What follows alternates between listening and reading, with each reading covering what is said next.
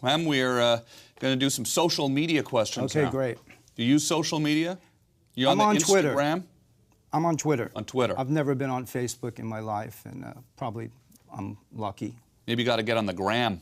Yeah, Instagram, you know. We did a thing for Louis Vuitton, and in Paris, we opened the flagship store, the last one off the Champs-Élysées, and I know that fashion world, it's all about Instagram. They don't want, you know, picture's worth a couple of words, huh? For now, Twitter. You can talk to Clem on Yeah, Twitter. Twitter. I'm on Twitter. Find me on Twitter. Okay, here's some questions. Kathy Simpson on Twitter. Who is your favorite person to play with out of all the bands you were in? Well, I wasn't in a band, but I recorded with you know, Mr. Dylan and Bob Dylan. I would say it was a very, very great experience for me. You know, the thing with drumming is you're kind of like accompanying, but you're also, you know, you're part of it. So it's like you're just not just nodding your head. You're actually building the foundation for the music. So working with Bob Dylan was... So you recorded with him in the studio? Yeah, I did. I spent a couple of weeks with him, and there was no heat in the studio, so we would just have the blowers on, and then when we would record, we'd shut the blowers off. And how's that work? Do you play at the same time? Do you lay the drum track down first, and then he records, or do you play it all together at once? Well, we were all playing together, and we were kind of creating together and following Bob, of course. And interesting thing was, word got out that we were recording in this church in Crouch End in North London, and one of the TV shows in the UK, one BBC show, they kept hounding us in front of the studio, and they're like, you know, can we get an interview? Can we, you know, do something with you guys while you're there? So finally, Bob agreed, and he had spent the week or 2 weeks or 2.5 weeks that we were together in sort of like an anorak, you know, with a hood on, and like wore the same clothes like every day. And then all of a sudden, right before the cameras were about to roll, he borrowed my friend Dave Stewart's kind of rock and roll fringe jacket and put a scarf. All of a sudden, he had his Bob Dylan persona. And then the funny thing was, they announced it for the first time in 20 years or whatever, you know, Bob Dylan, you know, live on, you know, and what are we going to play? It's Bob Dylan. We play an instrumental. He didn't feel like singing that day. That's his sense of humor. Yeah. You know? He didn't feel like singing that day. But that was, I mean, I wouldn't trade that experience for anything. Okay, Daniel Christopher Thomas on Facebook. How did being in New York City influence Blondie's music?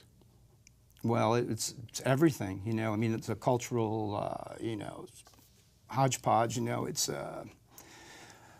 bursting with, you know, artistic people and beautiful architecture and street life. And you played at CBGB's. CBGB was where we played. And there, the Talking Heads would be there. Talking Heads would be there, the Ramones, the band Television, who I think is probably the best band to come out of CBGB's. That album's always voted one of the greatest albums of all time, and I would think there's not very many people who are really well aware of the band Television. I'd recommend the first album. Were bands like supportive of each other, or was it competitive?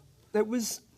At first, it was a very much like a little like rock and roll high school. In fact, when I see people that are still alive from back in the day, we have so much shared experiences that it's kind of nice thing. But I think all the bands did help each other. I think the reason we became so successful was because we kind of built on the kind of synergy that was happening in the whole movement, let's say. You know, the New York so-called punk rock scene, people always ask me about that. I don't really think there were any punks at CBGB. There was no CBGB T-shirt. There was no kind of mohawk haircuts. It was just like a bunch of misfits and sort of beatniks. Daniel Christopher Thomas on Facebook also asks, what album represented the most creative period for Blondie? What album would you recommend? What's your favorite album? Well, my favorite single is the first thing we ever did called Ex-Offender, which was originally titled Sex Offender, and it was deemed too controversial. But the album Auto-American that has Rapture on it and has Titus High on it, and it's the only album we recorded outside of New York City. We recorded it at Western Studios here in LA.